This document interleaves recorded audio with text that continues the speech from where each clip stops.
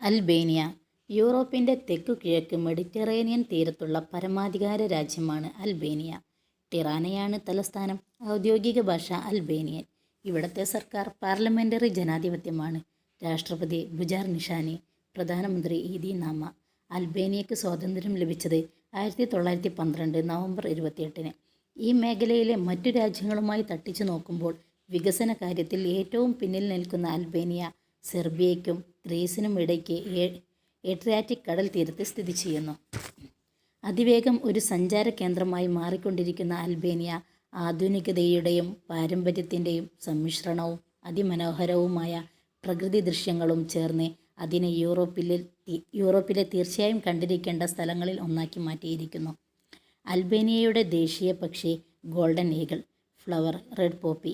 ഇവിടെ ദേശീയ ഫലം ഔദ്യോഗികമായി പ്രഖ്യാപിച്ചിട്ടില്ല.